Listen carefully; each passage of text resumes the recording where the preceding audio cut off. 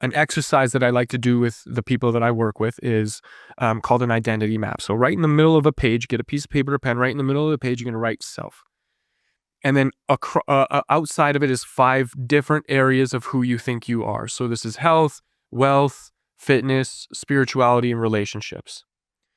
And then inside of those kind of subcategories, you're going to write down the things that are important to you as it relates to your beliefs about those categories. So a really easy one here is wealth. This is super, super simple. I have a really great analogy for this. When you write down wealth, how close to your identity do you put money? If money is like the one thing that's really, really close to you, or is it super, super far away and it's not important to you? Now, the ideal situation here is that most things are balanced across all areas of who you consider your identity to be. So money, you write that down. Now I'm going to just break down some beliefs about money. How many people listening to this right now, and you might want to put some comments or something like this and let me know if this hits you or when I'm going through it. But what are your thoughts about a billionaire? If you think billionaires are all evil, then you've obviously got a problem with people having money and managing those resources. The further down that comes, even if it's $100,000, if somebody makes over $100,000 and you just automatically think because they drive a Porsche or they drive a Mercedes that they're jerks, your identity, your sense of self is I'm not a jerk, therefore I'm not going to have money, so I don't become a jerk. And so you stop yourself from even ever accomplishing anything meaningful because you can't believe in who you think you are in that regard. So all of those different areas, take some time, sit down and assess it on that. That's on one side of the page. Then flip the page over, redo this whole thing, and then rearrange it in the way that you wish it was. And then my question to you becomes, how would that person be showing up? So we're going to just call that person the best version of you that you could possibly be. Every day, in every interaction that you have with every single person that you ever meet, just ask yourself, how would the best version of myself react in a situation?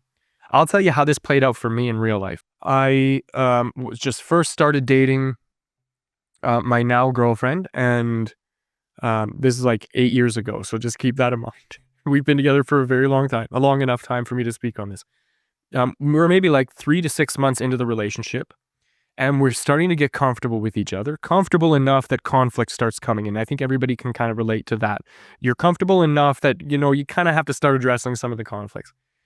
So she said something to me that kind of made me feel like just felt attacked, like something about who I was attacked. And my natural reaction was to fire back. And I'm a really great sniper when it comes to saying really horrible things to people. I've had a lot of practice being a shitty person in my life. So I fired back without even thinking, and I just hit her with it. And then I stormed off, and I get walking down the hallway, and I get into my studio and I shut the door, and I'm like, no, this is not who I wanted to show up as in this new relationship. I can't be this guy. What would the best version of myself do? And before I gave it any other thought, before I let myself analyze it, like, no, she deserved it, and because you can talk yourself into it, right? I was like, no, what would the best version of myself do? I turned around, I opened the door, I walked back to her, I knelt down in front of the couch that she was sitting on, I looked her dead in the eyes, and I said, I'm sorry. What I said was very hurtful. That's it. Nothing else. No excuse, no justification, no telling her why I did it, no helping her understand that I'm doing this because I'm traumatized. None of that. I'm sorry. What I said was very hurtful. And then I just let that simmer. And as she let that kind of sink in, that I was not justifying, that I was not being manipulative, that I was not trying to gaslight or whatever, like all of her other previous boyfriends, then she became a little bit more receptive to having a further dialogue about what the actual problem was. And it was really simple to solve the conflict. But the thing was, the tipping point was in the studio by myself, after the door closed, I'm like, this isn't the best version of myself. When I look at my self-identity map in relationships, I'm the kind of guy that handles conflict with ease. That was important to me. And I was not handling conflict with ease. And that meant that who I thought I was not living up to.